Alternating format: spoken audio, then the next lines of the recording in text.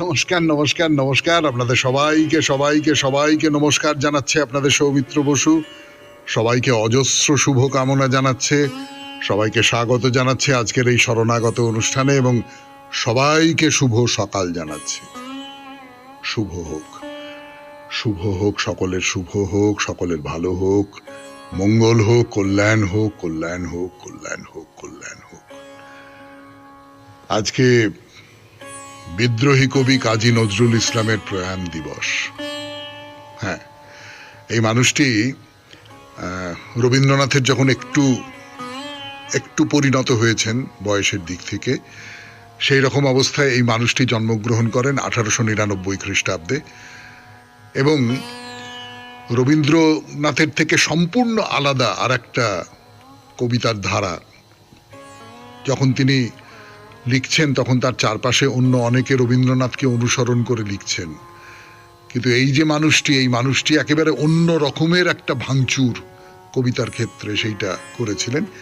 শুধু কবিতার ক্ষেত্রে নয়, তার বাইরে গল্প লিখেছেন, নাটক লিখেছেন, তার সংখ্যা অনেক কম, কিন্তু অসাধারণ ক্ষমতা সম্পন্ন একজন কবি এবং তিনি অসম্ভব আবেগ তার মধ্যে, যে কোনো কাজে ঝাঁপিয়ে পড়বার একটা প্রবণতা, এই সমস্ত নিয়ে কাজী নজরুল ইসলাম আজকে তার প্রয়াণ দিবস। 1976 খ্রিস্টাব্দে এই 29শে আগস্ট তিনি প্রয়াত হয়েছিলেন। আজকে জাতীয় ক্রীড়া দিবস, এই 29শে আগস্ট। খেলাধুলো নিয়ে আলাদা করে বলবার কিছু নেই। আমার খুব মাঝে মাঝে কষ্ট হয় এটা ভেবে যে আজকালকার ছেলেপুলেরা খেলাধুলো করবার মতন কোনো জায়গা পায় না। আমরা যে ছোটবেলায় কত রকমের খেলা খেলেছি এবং কত রকমের মারধর খেয়েছি তার জন্য তার কোনো ইয়ত্তা নেই। এমনি ফুটবল পেটানো, ক্রিকেট পেটানো, সে সমস্ত তো আছেই। তার বাইরে বিশ্বকর্মা পুজোর সময় ছাদে উঠে ঘুড়ি উড়িয়ে উড়িয়ে গায়ের রং কালো হয়ে গেল এবং নিচে জোর করে নামিয়ে দিয়ে তারপরে ধোলাই করা হলো, থেকে আরম্ভ করে রাস্তায় ডাঙ্গুলি খেলা, এই সব কিছু, এই সব এখনকার ছেলেমেয়েরা কতটা কি জানে না জানে। আমি পুতুলও খেলেছি, মানে আমার মাসি টাসিদের সঙ্গে, আমার গ্রামের বাড়িতে যে মাসি আছে তার সঙ্গে পুতুলও খেলেছি। সে আবার খুব নিয়মিত শরণাগত শোনে। তো সেই যে খেলাধুলো মানুষের শরীরের তো একটা প্রসার ঘটায়, সেই সঙ্গে সঙ্গে মনেরও একটা প্রসার ঘটায়। তো সেই ক্রীড়া দিবস আজকে। এবারে বেণীমাধবশীলের পঞ্জিকা অনুযায়ী আজকের দিনটার কথা বলি। আজকে 12ই ভাদ্র 1432, ইংরেজির 29শে আগস্ট 2025, শুক্রবার, ষষ্ঠী, শুক্লপক্ষ, নক্ষত্র স্বাতী, সূর্যোদয়ের সময় ভোর 5টা বেজে 21 মিনিট, সূর্যাস্তের সময় বিকেল 5টা বেজে 57 মিনিট। আজকে জন্মে তুলা রাশি, শূদ্র বর্ণ, মতান্তরে ক্ষত্রিয় বর্ণ, দেবগণ। দিনের বেলা 10টা বেজে 55 মিনিট গতে রাক্ষসগণ। আমাদের হোয়াটসঅ্যাপে চিঠি পাঠাবার নাম্বার 9831922927। চিঠির গোড়ায় অতি অবশ্যই SG লিখতে হবে। এবারে তাহলে আজকের অনুষ্ঠান সম্পর্কে বলি। প্রথমে পুরাণ চিরন্তন। পুরাণ চিরন্তনে রাজা পাণ্ডুর কথা বলছিলাম আপনাদের। হতভাগ্য এক রাজা, তিনি এক মুনির কাছ থেকে অভিশাপ পেয়েছেন যে যখনই তুমি কোনো নারীর সঙ্গে পুত্রার্থে মিলিত হবে সেই মুহূর্তেই তোমার মৃত্যু হবে। তো এরকম একটা অবস্থায় তিনি খুব পছন্দ করেন না এই যে কাউকে আহ্বান করিয়ে স্ত্রীর সঙ্গে সম্পর্ক তৈরি করিয়ে সন্তান উৎপাদন, ক্ষেত্রজ পুত্র নিয়োগ প্রথা যাকে বলে। কিন্তু তিনি সেই প্রস্তাবই দেবেন বলে ঠিক করেছেন। তার একটা কারণ তো নিশ্চয়ই সন্তানের জন্য তার আকুলতা, আর দ্বিতীয় যে কারণটা সেইটা হচ্ছে যে এর মধ্যে গান্ধারী সন্তান সম্ভবা হয়েছেন, ফলে হস্তিনাপুরের যে রাজবংশ, সেই রাজবংশে কে আগে রাজা হবে তাই নিয়ে একটা সমস্যা তৈরি হচ্ছে। তার সন্তান, পাণ্ডুর সন্তান রাজা হতে পারবে না যদি সে না জন্মায় বা পরে জন্মায়, এরম একটা জায়গা থেকে, অর্থাৎ এর মধ্যে রাজনীতিও আছে। তারপরে চলে যাব স্বামী বিবেকানন্দের রচনা থেকে পাঠ।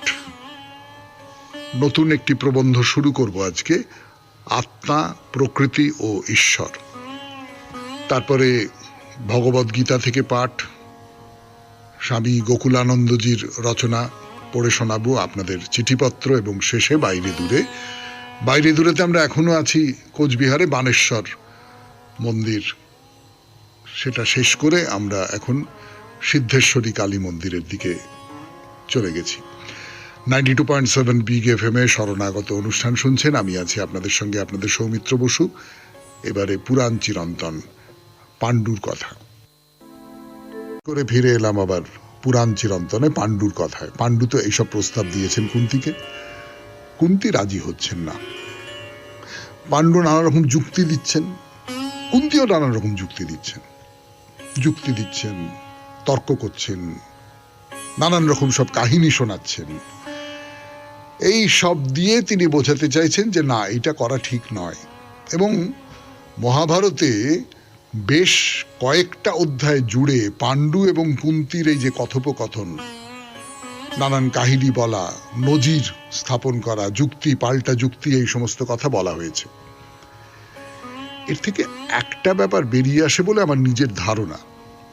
সেটা হচ্ছে যে যদি কোনো পুরুষ পুত্র উৎপাদনে অক্ষম হন, তাহলে তিনি অন্য কাউকে নিয়োগ করে পুত্র উৎপাদন করবেন কিনা এইটা নিয়ে সমাজে একটা তর্ক ছিল। সেই সমাজের তর্কটা এখানে পাণ্ডু এবং কুন্তির তর্কের মধ্যে উঠে এসেছে। সাহিত্যের মধ্যে তো ওইটা আসে, সমাজে যে যে কথাগুলো খুব চালাচালি করা হচ্ছে, যেগুলো নিয়ে ভাবনা চিন্তা করা হচ্ছে, সেগুলো তো সাহিত্যের মধ্যে উঠে আসে।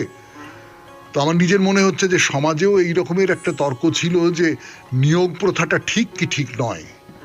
নিয়োগ প্রথায় কোথাও সমাজ বন্ধন শিথিল হয়ে যায়, নিয়োগ প্রথায় কোথাও সতীত্ব নষ্ট হয়, এই সব নানান রকম প্রশ্ন তো উঠে পড়ে নিয়োগ প্রথার সূত্র ধরে।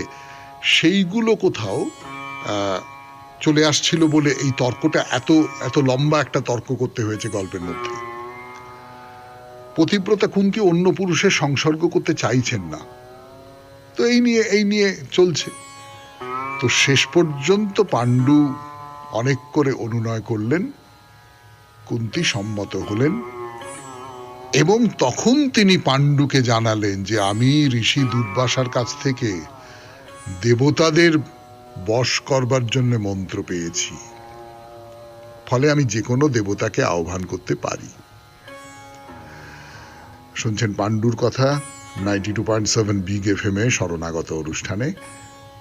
আরো কথা বলবো, ফিরে আসছি গানের পর। কথা বলছি আপনাদের 92.7 বিগ এফএম এ শরণাগত অনুষ্ঠানে। কুন্তি পাণ্ডুকে তো বললেন যে যে কোনো দেবতাকে আমি বশীভূত করতে পারি আমার ইচ্ছা পূরণের জন্য। এবং একটা কথা ভেবে দেখুন, কুন্তি কিন্তু কোনো নির্দিষ্ট দেবতার কথা বললেন না। অর্থাৎ কুন্তি কিন্তু কোন দেবতাকে আমি আহ্বান করব পুত্র উৎপাদনের জন্য, সেই যে সিদ্ধান্তটা, সেই বশীকরণ মন্ত্রটা আমি কার প্রতি প্রয়োগ করব, সেই সিদ্ধান্তটা তিনি কিন্তু পাণ্ডুর ওপরেই ছেড়ে দিলেন। মানে স্বামী, প্রভু, স্বামী আমাকে যে ব্যাপারে, মানে যাকে আহ্বান করতে বলবেন আমি তাকেই আহ্বান করব, আমার নিজের কোনো পছন্দ নেই। তো যাই হোক, এইভাবে একে একে পাণ্ডুর 3টি পুত্র হলো। ধর্মের ঔরসে জন্মগ্রহণ করলেন যুধিষ্ঠির, পবনের ঔরসে জন্মগ্রহণ করলেন ভীম, এবং ইন্দ্রের ঔরসে জন্মগ্রহণ করলেন অর্জুন। তাই 3 পুত্র হলো, এবং পাণ্ডু খুব খুশি। নিয়োগ প্রথা তখনো পর্যন্ত সমাজে স্বীকৃত, কাজেই সেই সূত্র ধরে তার সন্তান হয়েছে, সেই সন্তান বড় হবে, সেই সন্তান রাজ্য পাবে, এইরকম একটা ব্যাপার ট্যাপার তো হলো। তার ফলে তিনি খুব আনন্দিত। মানে উত্তরাধিকারের কথাও যদি চিন্তা করে থাকেন, পাণ্ডু নিশ্চয়ই করেছেন। এর আগের যে সমস্ত কথাগুলো বলেছিলাম আপনাদের, তার সূত্র ধরে তো এটা বেরিয়ে আসে যে উত্তরাধিকারের কথা পাণ্ডু দিব্য চিন্তা করেছেন। তাহলে পাণ্ডু জিতে গেলেন। গান্ধারীর পুত্র, সে তো অনেক দিন ধরে গর্ভের মধ্যে ছিল, যথাসময়ে সে তার জন্ম হয়নি। তার ফলে যুধিষ্ঠিরই হচ্ছেন জ্যেষ্ঠ রাজপুত্র, সব ঠিক আছে। উত্তরাধিকারী পেয়ে, মানে 3 পুত্র পেয়ে গেছেন, কুন্তির গর্ভে 3টি পুত্র হয়েছে। তো পাণ্ডু খুব খুশি। কিন্তু এইখানে একজনের কথা বলি আপনাদের, আমার নিজের ধারণা গল্প শুনতে শুনতে, কুন্তী, পাণ্ডু, পুত্র এইসব শুনতে শুনতে আপনারা তার কথা ভুলে গেছেন। তার নাম হচ্ছে মাদ্রী। হ্যাঁ, পাণ্ডুর দ্বিতীয় পত্নী। তো সেই মাদ্রী এসে তার স্বামীর কাছে দাঁড়ালেন, বললেন যে আমার পুত্র হবে না, আমার জন্য কোনো পুত্রের ব্যবস্থা করবেন না আপনি?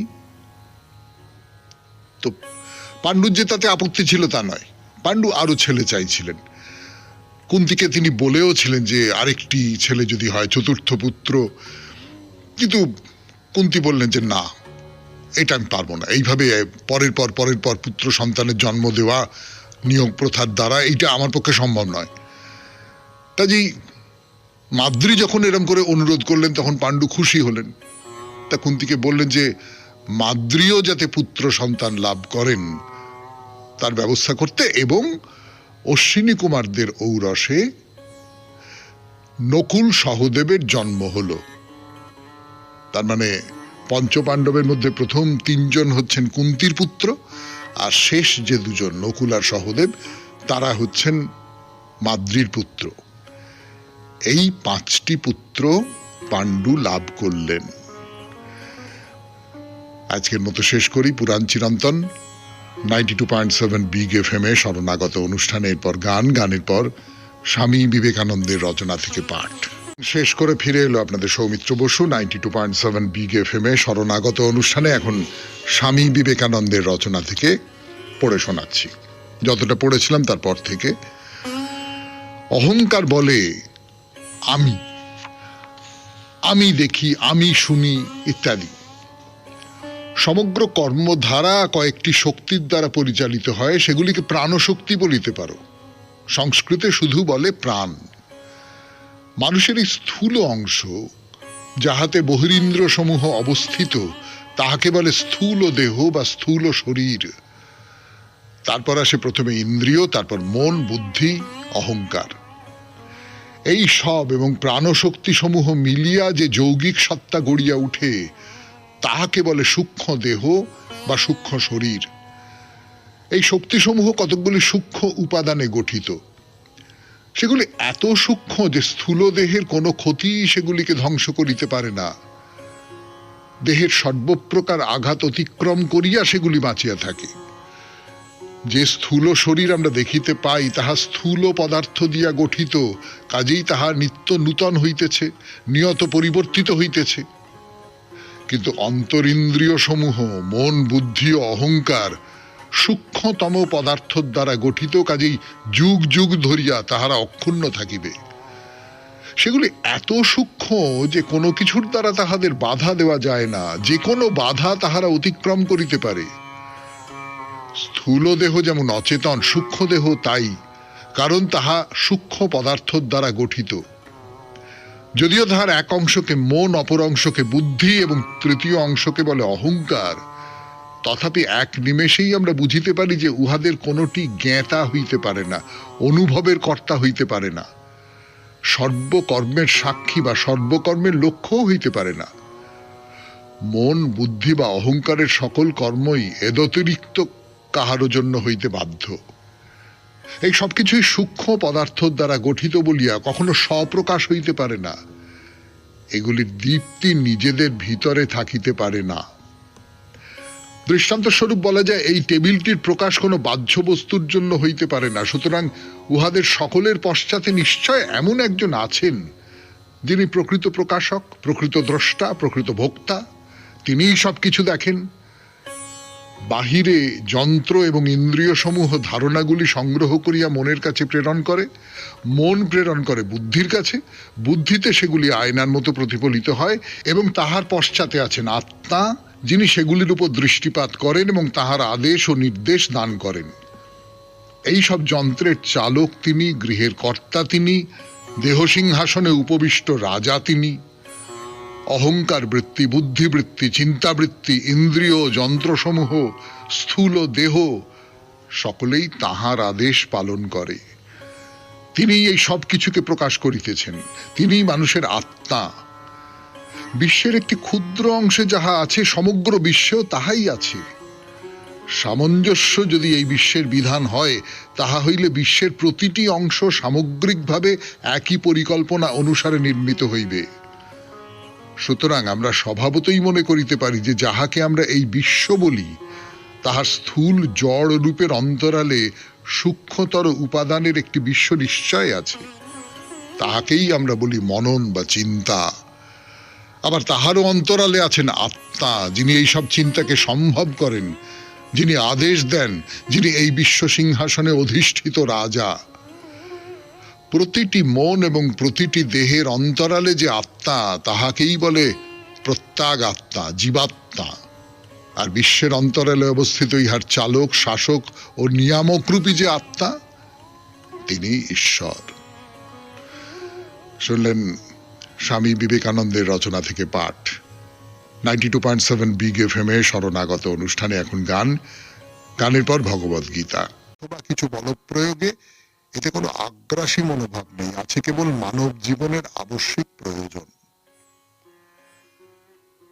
আমি যখন মার্কিন যুক্তরাষ্ট্রের বক্তৃতা সফরে আমন্ত্রিত হয়েছিলাম, তখন শুনেছি অল্প বয়স্ক মার্কিনীরা ভিয়েতনাম যুদ্ধের বিরুদ্ধে তীব্র প্রতিবাদ জানাচ্ছিল।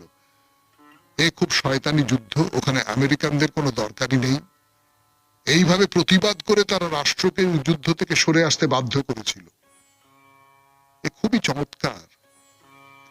কিন্তু হিটলারের নাৎসি মতবাদের বিরুদ্ধে যখন আমেরিকা যুদ্ধে যোগ দিয়েছিল, তখন একটি আমেরিকানও আপত্তি জানায়নি। সেটা ছিল এক বিপজ্জনক মতবাদ। এতে মানবিক প্রেরণা বিনষ্ট হয়ে যাবে। এরকম প্রতিবাদ যদি গত বিশ্বযুদ্ধের ক্ষেত্রে সফল হতো, তবে মানবিকতা অনেকাংশে খর্ব হতো। তাই যে দুষ্ট নীতি, ফ্যাসিবাদ মাথাচাড়া দিয়ে উঠেছিল, তাকে ধ্বংস করতে যে যুদ্ধ হয়েছিল, তার বিরুদ্ধে কেউই প্রতিবাদ জানায়নি। তাই মহাভারতের যুগে ফিরে যাই। রাজসভায় দ্রৌপদীর বস্ত্র হরণের মাধ্যমে তাকে লাঞ্ছিত করা সমেত কতকগুলি দুষ্কর্ম কৌরবগণ করেছিল। এরকম অনেক লাঞ্ছনাজনিত কষ্ট এরা পাণ্ডবেরা সহ্য করেছিল তাদের অবলম্বিত নৈতিক মূল্যবোধের বিধিনিষেধের জন্য। তারপর তা সহ্য সীমার বাইরে চলে গিয়েছিল। মহাভারতে বারবার কীর্তিত হয়েছে, শান্তিই হলো শ্রেষ্ঠ উদ্দেশ্য। প্রত্যেক রাজ্যেরই অবশ্য কর্তব্য শান্তির পথ অবলম্বন করা, যুদ্ধের নয়। তোমার উপর চাপিয়ে না দেওয়া পর্যন্ত যেভাবেই হোক যুদ্ধ বর্জনীয়, এইভাবেই শিক্ষা দেওয়া হয়েছে সমগ্র মহাভারতে, আবার গীতাতেও। শুনলেন 92.7 বিগ এফএম এ শরণাগত অনুষ্ঠানে ভগবদ গীতা থেকে পাঠ, তার ব্যাখ্যা। এরপর স্বামী গোকুলানন্দ, গানের পর 92.7 গান শেষ করে ফিরে এলাম স্বামী গোকুলানন্দজির রচনা থেকে পড়ে শোনাবো বলে। চাই নিয়মিত অভ্যাস, মানসিক চাপ জয় করার উপায় নিয়ে কথা বলছেন তিনি 92.7 বিগ এফএম এ শরণাগত অনুষ্ঠানে। আমাদের সমস্ত কাজে এবং আমাদের ব্যক্তিগত অভ্যাসের ক্ষেত্রে কঠোর আত্মশৃঙ্খলার অপরিহার্যতার কথাই পরিস্ফুট এই নীতিগুলির মধ্য দিয়ে। কতদিনে কয়েকটি নীতির কথা বলা হয়েছিল। পরম পূজ্যপাদ স্বামী গম্ভীরানন্দজি যখন রামকৃষ্ণ মিশনের সাধারণ সম্পাদক ছিলেন, তার সেই সময়কার কথা বলি। সেই সময় তার দৃষ্টি ছিল অতি ক্ষীণ এবং 4 জন সহ সম্পাদক তাকে তার কাজে সহায়তা করতেন। তারা মহারাজের কাছে বিভিন্ন চিঠিপত্রগুলো পড়ে যেতেন, আর মহারাজ সেগুলির উত্তর কি হবে সে সম্পর্কে নির্দেশ দিতেন তার সহকারীদের একজনকে, যিনি মহারাজের নির্দেশ অনুযায়ী উত্তরের বয়ান তৈরি করতেন। এইভাবে রোজ দিনের কাজ শেষ করে খুশি মনে পরম নিশ্চিন্তভাবে রামপ্রসাদের গান ধরতেন তিনি। এমন খোলামেলা মেজাজে তাকে তখন দেখে কে বুঝবে যে তিনি রামকৃষ্ণ মিশনের প্রধান কর্মাধিকারিক, যার উপর ন্যস্ত এমন বিরাট গুরুভার। কঠোর পরিশ্রম করাকালীন প্রার্থনায় মগ্ন হওয়ার অর্থ আমরা যেন এক অদৃশ্য সহযোগীকে আমাদের কাজের অংশীদার করে তুলছি। আমরা কাজকে পুঞ্জীভূত না করে বরং এক দৃষ্টিভঙ্গির অনুশীলন করব, যে দৃষ্টিভঙ্গিকে বলা যেতে পারে অকর্তা ভব, আমি নই তুমি। আমরা যন্ত্র, তুমি যন্ত্রী। শুধু উপাসনালয় নয়, সর্বত্রই তার উপর নির্ভর করতে পারি আমরা। তার চরণ ধুলায় যদি মাথা নত করতে পারি একবার, তিনিই আমাদের সঠিক দৃষ্টিভঙ্গির যোগান দেবেন। এ সমস্ত কথা থেকে কেউ হয়তো ভেবে শঙ্কিত হতে পারেন যে আধ্যাত্মিক হতে গেলে বুঝি সবসময় অত্যন্ত গম্ভীর হয়ে থাকতে হবে এবং এমন এক হাসিবিহীন জীবন আর সব আনন্দকেই বুঝি নষ্ট করে দেবে। এটা অত্যন্ত ভুল ধারণা। বাস্তবিক প্রাণ খোলা হাসি তো কখনো কাউকে আঘাত করে না। আনন্দের দ্বার তো সবার জন্যই খোলা। ফ্যাশন শোতে মডেলরা কিরকম অঙ্গভঙ্গি করে, একটা ছোট্ট শিশু তো আমাকে একবার অঙ্গভঙ্গি করেই দেখিয়েছিল। আমি অনেকক্ষণ ধরে প্রাণ খোলা হাসি হেসেছিলাম। এত মজা আমি বহু বছরের মধ্যে পাইনি। আমাদের যত সমস্যা, যত উদ্বেগ থাক, দিনে অন্তত একবার এই সমস্যার উদ্বেগকে হেসে নস্যাৎ করার চেষ্টা করবেন আপনি। এটা একটা খুব ভালো প্রক্রিয়া। এক বিষণ্ণ হাবভাব কিংবা এক গম্ভীর মুখাবয়ব তো ভালো নয়, কারণ এমন লোকের সংস্পর্শে যারা আসেন তাদের মধ্যেও নৈরাশ্য সঞ্চারিত হয়। হাসি আর উচ্ছ্বাস পরিবেশকে আশা আর উদ্যমে ভরিয়ে তোলে। স্বামী বিবেকানন্দ এই মতবাদের এক বিরাট প্রবক্তা ছিলেন। এই প্রসঙ্গে মেরি লুই বাক একটা ঘটনার কথা বলেছেন। একবার স্বামীজি যখন উচ্চস্বরে হাসছেন, তখন কেউ একজন তাকে বললেন, এ কি স্বামীজি, আপনি একজন সন্ন্যাসী, একজন ধর্মাত্মা, একজন ঈশ্বর প্রেরিত মানুষ, আপনি এমন আচরণ আপনাকে মানায় না। স্বামীজি বজ্রকণ্ঠে উত্তর দিয়েছিলেন, কি, আমরা ঈশ্বরের সন্তান, কেন আমরা মলিন ও বিষণ্ণ হয়ে থাকবো? স্বামীজির এই গভীর তাৎপর্যময় কথাগুলো আসুন আমরা মনে রাখি। ভয় আর দুশ্চিন্তা থেকে মুক্ত হতে, বিশেষ করে মৃত্যু ভয় থেকে মুক্ত হতে, আসুন আমরা প্রাণ খোলা হাসি উল্লাসে মেতে উঠি, যথাসম্ভব আনন্দ করে কাটাইয়ে জীবনটা। সত্যিকারের হাসির দমকে মানসিক চাপের চিহ্নমাত্রও থাকে না। শুনলেন স্বামী গোকুলানন্দজির রচনা থেকে পাঠ। 92.7 বিগ এফএম এ শরণাগত অনুষ্ঠানে এখন গানের পর চিঠি। এরপর এবার চিঠিপত্র 92.7 বিগ এফএম এ শরণাগত অনুষ্ঠানে। আজকের চিঠিটি লিখেছেন সুব্রত কুমার বক্সী, হাওড়া ময়দান থেকে। পড়ি সেই চিঠি, এবং তাতে একটা নিজের মতামত খুব জোরের সঙ্গে প্রতিষ্ঠা করা আছে। পড়ি, চিঠিটা পড়ি। শ্রদ্ধেয় সৌমিত্রবাবু, আজ সকালের 23/8/2025 অনুষ্ঠানে আপনি শ্রীযুক্ত সঞ্জয় ঘোষ মহাশয়ের চিঠি পাঠ করেন। ওকে একজন শিক্ষিত, গুণী ও আলাদা দৃষ্টিকোণ দিয়ে বিচার করেন বলে উল্লেখ করেছেন। রামের চরিত্রের উল্লেখ করতে উনি সীতার বনবাসের কারণ হিসেবে ভরতের চরিত্রের এক বিশেষ দিক উল্লেখ করেছেন, যা আমার মতে অনুচিত। কারণ কোনো সূত্রের কথা উল্লেখ করেননি। এমনকি লক্ষণের স্ত্রী বনবাসেও যায়নি, ওই সময় রাজপরিবারেই ছিলেন।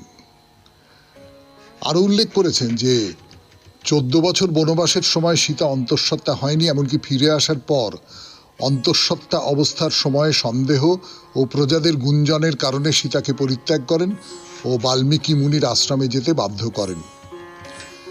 এটা সত্য যে রাম একজন জ্ঞানী, সুশাসক ও বীর যোদ্ধা ছিলেন, কিন্তু যে নিজের স্ত্রীকে রক্ষা করতে পারেন না, অহেতুক সন্দেহ করেন বা নিজের ভাইকে সন্দেহের বশে বিচার করেন, আর যাই হোক, তাকে শ্রেষ্ঠ চরিত্র বলে মানা যায় না। আমি সঞ্জয়বাবুর সঙ্গে দ্বিমত পোষণ করি। আশা করি চিঠিটি পাঠ করা হবে, আগের চিঠিগুলোর মতো অপঠিত থাকবে না। আপনাকেও শরণাগত পরিবারের সকল সদস্য ও কর্মীবৃন্দকে অন্তরের প্রীতি ও ভালোবাসা জানিয়ে শেষ করলাম। নমস্কারান্তে বিনীত, সুব্রত কুমার বক্সী, হাওড়া ময়দান। হ্যাঁ সুব্রতবাবু, আপনি নিশ্চয়ই এটা লক্ষ্য করেছেন যে সঞ্জয়বাবু যে যুক্তিটা দিয়েছিলেন সেই যুক্তিটা আমার নিজেরও খুব গ্রহণযোগ্য বলে মনে হয়নি, এবং আমি সেই কথা চিঠির উত্তরে আমার যে কথাবার্তা সেগুলোর মধ্যে বলেছিলাম। কিন্তু এটা ঠিকই যে সঞ্জয়বাবু নানান রকমের রেফারেন্স দিতে পারেন, নানান বইপত্র পড়েছেন, তার প্রমাণ তার চিঠিপত্রের মধ্যে থাকে। কিন্তু আমার নিজের মনে হয়েছিল যে ভরত সম্পর্কে এই যে আশঙ্কার কথা তিনি বলেছেন, যে কারণে সীতা ও রামের সঙ্গে চলে গেলেন, আপনি একটা খুব যুক্তিসঙ্গত কথা বলেছেন। সেটা হচ্ছে যে তাহলে লক্ষণের স্ত্রী তো থেকে গেলেন। কাছাকাছি সঞ্জয়বাবুর যুক্তিটা খুব ধোপে টেকে না, এটা আমার নিজেরও মনে হয়েছে, আপনারও মনে হয়েছে। আপনি আমার সমর্থনে কথা বললেন তার জন্য নয়, কিন্তু আপনি বেশ বিশ্লেষণ করে কথা বললেন, তার জন্য আপনাকে ধন্যবাদ। এরপর বাইরে দূরে 92.7 বিগ এফএমে শরণাগত অনুষ্ঠানে ফিরে আসছি গানের পর। আমি আপনাদের সৌমিত্র বসু। শুনছেন কোচবিহারের সিদ্ধেশ্বরী মন্দির। কোচবিহার শহরের দক্ষিণ দিকে এই মন্দির, এবং এই যে মন্দির, এই মন্দিরের সঙ্গে কোচবিহার রাজ পরিবারের একটা খুব ঘনিষ্ঠ গভীর সম্পর্ক আছে। আমরা বলি যে কেমন করে কোচবিহারের এই মন্দিরের পেছনের যে ইতিহাসটা, কেমন করে এই মন্দির তৈরি হলো, সেই ইতিহাসটার কথা আমি আপনাদের বলি। যেটা মনে করা হয় প্রাচীনকালে এখানে একটা শ্মশান ছিল, এবং এই শ্মশানে যেরকম শ্মশানে হয় না, শ্মশানে দেবী মূর্তি থাকে, সেই রকম করে শ্মশানে এই স্থানীয় মানুষেরা দেবী সিদ্ধেশ্বরী বা সিদ্ধেশ্বরী কালীকে পুজো করতেন। তো কোচ রাজা যারা ছিলেন, কোচবিহারের যারা রাজা, তারা এখানে তাদের রাজধানী তৈরি করেছেন। তৈরি করবার পর রাজ্য রক্ষার জন্য তো তারা নানান রকমের, তখনকার দিনের যেরকম নিয়ম, যে নানান রকম শক্তিপীঠ তৈরি করেছেন, কালী মন্দির তৈরি করেছেন, এবং তাদের মনে হলো শ্মশানের মধ্যে এই যে সিদ্ধেশ্বরী দেবী রয়েছেন, এইখানে আমরা একটা মন্দির তৈরি করি। এই দেবীর দীর্ঘদিন ধরে এই দেবীর কথা শুনে আসছি, এই দেবী খুব জাগ্রত দেবী বলে প্রসিদ্ধ, এইখানে যদি আমরা একটা মন্দির করে দিই তাহলে বেশ হয়। এই ভাবনাটার জায়গা থেকেই মহারাজা নরনারায়ণ, তিনি এই ১৬শ শতকের মাঝামাঝি সময়ে, এটা হচ্ছে একবিংশ শতাব্দী, মহারাজ নরনারায়ণের সময়টা হচ্ছে ১৬শ শতাব্দী, ১৬, মানে ১৭, ১৮, ১৯, ২০, ২১, ৫০০ বছর আগে এইখানে প্রথম মন্দির প্রতিষ্ঠা করেছিলেন। তো পরবর্তীকালে আমরা দেখব পরে যে মন্দিরটা সংস্কার করা হয়েছে। ৫০০ বছরের পুরনো বাড়ি আমাদের মতন এলাকায়, এই বাংলার মতন এলাকায়, যেখানে একটু ভিজে আবহাওয়া, যেখানে খুব সহজেই উই ধরে যায়, যেখানে খুব সহজেই কীট পতঙ্গ নষ্ট করে দিতে পারে যে কোনো জিনিসকে, আপনারা সকলেই জানেন, শুকনো জায়গা নয় তো, তার ফলে এখানে তো যে কোনো মন্দির বা যে কোনো নির্মাণ সেটা খুব দ্রুত ভেঙে পড়ে। তো সেই সংস্কার হয়েছে, এবং সেই সংস্কার কবে হয়েছে না হয়েছে সেগুলো বলে দেওয়া আছে। এই সংস্কার এবং পুনর্নির্মাণ করা হয়। এই যে মন্দিরটা, এটা কোচবিহারের রাজাদের মন্দির হয়ে গেল, এবং নিয়মিত পুজো করতেন কোচবিহারের রাজারা। এখানে বলি দেওয়া হতো, এখানে দুর্গোৎসবের আয়োজন করা হতো, এবং নিশ্চয়ই রাজার যে মন্দির, সেই মন্দিরে তো প্রজারাও যোগ দেবে, সেই হিসেবে কোচবিহারবাসী বা এই অঞ্চলের যারা মানুষ, তারাও এখানে যোগ দিতেন। শুনছেন বাইরে দূরে 92.7 বিগ এফএমে শরণাগত অনুষ্ঠানে। আরও কথা বলবো এই সিদ্ধেশ্বরী মন্দির সম্পর্কে, ফিরে আসছি, একটু গান শুনে নি। গান শেষ করে ফিরে এলো আপনাদের সৌমিত্র বসু 92.7 বিগ এফএমে শরণাগত অনুষ্ঠানে। এই মন্দিরটা কীরকম দেখতে না দেখতে তাই নিয়ে আপনাদের সঙ্গে কিছু কথা হয়েছিল, আরও হবে, নিশ্চয়ই হবে। আমরা তো মাঝপথেই ঢুকে পড়লাম আবার মন্দিরের ইতিহাস ইত্যাদি বলবার জন্যে। এর মধ্যে বেশ কিছু, কোচবিহারের যে মন্দির, তার একটা ধরন আছে, আমরা বলেছিলাম না, রং সাদা, বেশ কিছু অলঙ্করণ থাকে, টেরাকোটার অলঙ্করণ থাকে। তো এই রকম সব ধাঁচে তৈরি হয়েছিল একেবারে গোড়ার দিকে, নবরত্ন ধাঁচে তৈরি করা হয়েছিল। পরবর্তীকালে যখন সংস্কার করা হয় তখন মূল কাঠামোটা অনেকটা পাল্টে যায়। দেবী এখানে সিদ্ধেশ্বরী কালী, এবং এই যে সিদ্ধেশ্বরী মন্দির, এই মন্দিরটাকে বলা হয় কোচবিহারের অন্যতম শক্তিপীঠ। এখানকার মানুষজন বিশ্বাস করেন যে যদি দেবী সিদ্ধেশ্বরীর আরাধনা করা হয়, যদি মন দিয়ে, যদি অন্তর দিয়ে দেবী সিদ্ধেশ্বরীর আরাধনা করা হয়, তাহলে নানান রকম রোগ বালাই বলুন, জীবনে পরাভব বলুন, জীবনে নানা রকম অমঙ্গল, অশুভ শক্তি যা কিছু জীবনকে নিয়ন্ত্রণ করতে চায়, সেই সমস্ত কিছু দূর হয়ে যায় এবং সিদ্ধি লাভ হয়। তো এখনো এখানে দুর্গা পূজা হয়, কালী পূজা হয়, বিশেষ করে কোজাগরী পূর্ণিমার সময় প্রচুর প্রচুর প্রচুর ভক্তজন এখানে আসেন। তা এই সিদ্ধেশ্বরী কালী মন্দিরের সামনে এসে দাঁড়িয়েছি আমরা। তারপরে এটা ওটা দুটো চারটে কথা আপনাদের বলতে ইচ্ছে করলো, তাই বললাম। তাহলে মন্দির দর্শনে ফিরে আসি। 8টা কোণা আছে এই মন্দিরের। মাথার উপরে গম্বুজের মতন একটা রয়েছে, পুরোটা ধবধবে সাদা। মানে ধবধবে সাদা কথাটা বলা আমার ঠিক হলো না বোধহয়, একটু ওই সময়ের প্রলেপে একটু মলিন হয়েছে, ফলে একেবারে ধবধবে সাদা নয়। কিন্তু একটা সময় যে ধবধবে সাদা ছিল তাতে কোনো সন্দেহ নেই। আমরা যেমন মদনমোহন মন্দির দেখেছি, যেমন বানাসুরের সেই মন্দির দেখেছি, তেমনি করেই এখানেও ওই মন্দিরের দরজা খুব অপরিসর, ছোট দরজা, হয়তো মাথা নিচু করেই আপনাকে ঢুকতে হবে, এবং তার উপরে এইভাবেই মন্দিরের যে একটা ফলক রয়েছে, এই ফলকটা পড়তে বেশ মজা লাগে। এখানে লেখা রয়েছে বাংলা 1284 সালে এই মন্দিরটা মেরামত করা হয়। মানে মন্দিরটা তো বহু পুরনো, প্রায় 500 বছরের পুরনো, যা বলছিলাম আপনাদের। মন্দিরটা ভেঙে পড়েছিল, সেইটাকে মেরামত করা হয় এই 1284 সালে, এবং সেই কথাটি এখানে লিখে রাখা হয়েছে। আজকের শরণাগত তাহলে এই পর্যন্তই থাক। আমাদের হোয়াটসঅ্যাপে চিঠি পাঠাবার নাম্বার 9831922927। চিঠির গোড়ায় অতি অবশ্যই SG লিখতে হবে। রবীন্দ্রনাথের কবিতা দিয়ে শেষ করব, তাই তো? শোনো, কবিতার নাম দ্বিধা।